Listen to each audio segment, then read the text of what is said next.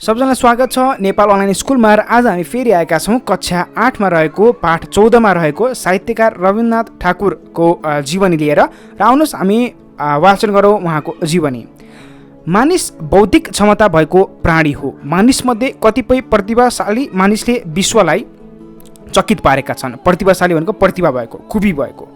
साहित्यकार रविन्द्रनाथ ठाकुर यस्तै प्रतिभाशाली व्यक्ति हुन्। उनी विश्वविख्यात अर्थात् चर्चित नोबेल पुरस्कार जित्ने पहिलो एसियाली साहित्यकार हुन्। त्यसैले रविन्द्रनाथलाई अन्तर्राष्ट्रिय साहित्यकारको उच्च स्थानमा राखिन्छ। उनले 5 वर्षको कलिलो उमेरमा नै कविता रचेर आफ्ना गुरुहरूलाई समेत छक्क पारेका थिए।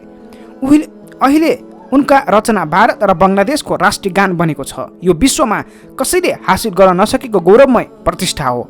उनी कवि, कथाकार, उपन्यासकार, नाटककार र चित्रकारका रूपमा पनि प्रसिद्ध छन्। रविन्द्रनाथ ठाकुरको जन्म सन् 1861 मे 7 मा भएको थियो। उनी भारत स्थित कलकत्ताको जोडासाकु भन्ने ठाउँमा जन्मेका थिए। उनका बाजे द्वारकानाथ त्यस क्षेत्रका प्रख्यात व्यक्ति थिए। उनका पिताको नाम देवेन्द्रनाथ र माताको नाम शारदा देवी थियो। उनको परिवार शिक्षित र सम्पन्न थियो। उनी 7 जना दाजुभाइ मध्ये कान्छा थिए।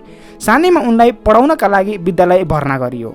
उनी विद्यालयको सीमित वातावरणमा भन्दा स्वतन्त्र रहेर खुला वातावरण सिक्न चाहन्थे। त्यसैले घरमा हुने साहित्य, सङ्गीत र चित्रकला सम्बन्धी चर्चामा उनी विशेष ध्यान दिन्थे। यो कुरा बुझी उनलाई घरमै पढ्ने र सङ्गीतको अभ्यास गराउने व्यवस्था गरियो। रविन्द्रनाथ ठाकुरले 11 वर्षकी उमेरमा पृथ्वी पराजय नामक गहकिलो नाटक लेखे। त्यसै वर्ष रविन्द्रनाथकै रुचिअनुसार उनलाई बुबाले प्रकृतिको विचित्र स्थल हिमालय भ्रमण गर्न लगे। त्यस बेला उनले महासागरदेखि हिमालयसम्मको जीवन र जगत सम्बन्धी फराकिलो अनुभव बटुले। त्यस मौकामा विभिन्न क्षेत्रका मानिस र तिनले भोगेका दुःख, कष्ट, शोषण, उत्पीडनलाई उनले नजिकैबाट बुझ्न पाए। उनका अनुभवहरूको छाप साहित्यिक कृतिहरूमा पाइन्छ। 14 वर्षको बाल्यकालमा 1600 हरफको वनफुल कविता लेखी उनले सबैलाई विस्मित पारे। अब तपाईँको जुन यो विस्मित भनेको चकित पारे, अचम्म पारे भन्न खोजेको छ। यसरी उनी साहित्यकारका रूपमा जताततै प्रसिद्ध हुन थाले। रविन्द्रनाथ औपचारिक अध्ययनलाई अघि बढाउन बेलायत गए। त्यहाँ लन्डन विश्वविद्यालयमा भर्ना भई पढ्न पनि थाले। उनलाई आफ्नो देशको मायाले भने छाडेन। उनी भारत फर्किएर अध्ययन, भ्रमण र लेखनमा तल्लीन भए। सन् 1883 मा 22 वर्षको उमेरमा उनको विवाह मृणालिनी देवीसँग भयो। नाम फेरि भन्छु, मृणालिनी देवीसँग। नाम थोरै अप्ठ्यारो छ, याद गर्नुहोला। त्यसपछि उनी गृहस्थ जीवन र साहित्यमा चुर्लमा डुबे। उनी क्रमशः वाङ्मयका मर्मज्ञ र साहित्यका उत्कृष्ट सर्जक मान्न थाले। अब तपाईँको जुन यो वाङ्मय भनिएको छ, वाङ्मय भनेको भाषामा लेखेको सबै कृति वा ग्रन्थ, कुनै पनि भाषा वाङ्मय, र यो मर्मज्ञ भनेको मर्म बुझ्ने भनिएको छ। अब त्यस वखत रविन्द्रनाथ साहित्य सिर्जनामा लीन भए। त्यसैले उनी विशिष्ट श्रेणीका साहित्यकार बन्न सफल पनि भए। उनले भाषा साहित्यमा दाजु ज्योतिरेन्द्रसँग मिली भारती पत्रिकाको सम्पादन गरे। त्यसै गरी भाउजूको भावना र चाहनाबाट अभिप्रेरित भई साना केटाकेटीका लागि बाल पत्रिका पनि निकाले। यही कार्यहरूले गर्दा उनको योगदान अझ फराकिलो पार्यो। जीवन घाम छायाको यात्रा हो। मानिसले जीवनमा कहिले सुख त कहिले दुःख भोग्नुपर्छ। रविन्द्रनाथ सम्पन्न परिवारका भएकाले बाल्य जीवन धेरै जसो सुखमय नै रह्यो, र तर उनले सुख मात्र भोग्न पाएनन्, अनेकौँ दुःख पनि भोगेका थिए। 13 वर्षको बाल्यकालमा उनले ममतामय माताको बिछोड सहनु पर्यो, अर्थात् उहाँले छोड्नुभयो। उनलाई सङ्गीत र साहित्यमा प्रेरणा दिने भाउजूको पनि असामयिक मृत्यु भयो। उनलाई आमा तुल्य भाउजूको बिछोडले असाध्यै अस्थिर बनायो।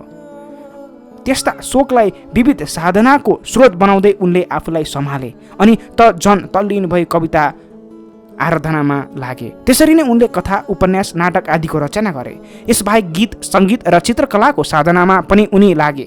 सन् 1901 मा उनले शान्ति निकेतन नामक विद्यालयको पनि स्थापना गरे। यस विद्यालयमा प्राकृतिक एवं विद्यार्थी मैत्री वातावरणमा शिक्षा लिने व्यवस्था थियो। त्यति मात्र नभएर त्यस विद्यालयका लागि पाठ्यपुस्तक पनि लेखे। यिनै सुकार्यहरूले गर्दा उनको चर्चा सर्वत्र हुन थाले। सुकार्य अर्थात् राम्रो कामले गर्दा। रविन्द्रनाथको जीवन फेरि दुःखको झरी सुरु भयो। सन् 1902 मा उनले पत्नी वियोग कठोर पीडा सहनु पर्यो। छोटो अन्तरालमा नै सन् 1903 मा माहिली छोरी बितिन्। त्यसपछि सन् 1905 मा बुबाको निधन भयो।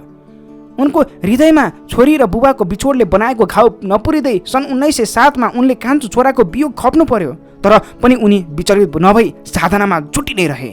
उनले आफूले स्थापित गरेको विद्यालय र विश्वविद्यालय परिणत गरे। साहित्यका क्षेत्रमा अनेकौं रचना तयार पारे। यिनका रचनामध्ये कविता विधामा गीताञ्जली ज्यादै प्रसिद्ध छ। यस कृतिमा प्रकृतिको बाहिरी र आन्तरिक सौन्दर्यको चित्रण र ईश्वरको महिमा गान गरिएको छ। त्यसरी नै यसमा प्रकृति, ईश्वर र मानिसको माझ घनिष्ठ सम्बन्ध देखाइएको छ।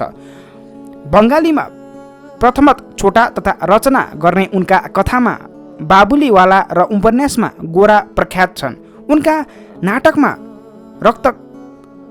रक्तकरबी र फाल्गुनी निकै चर्चित छन्। यसै क्रममा उनले गीताञ्जलीलाई अङ्ग्रेजीमा समेत अनुवाद गरे, अर्थात् ट्रान्सलेट गरे।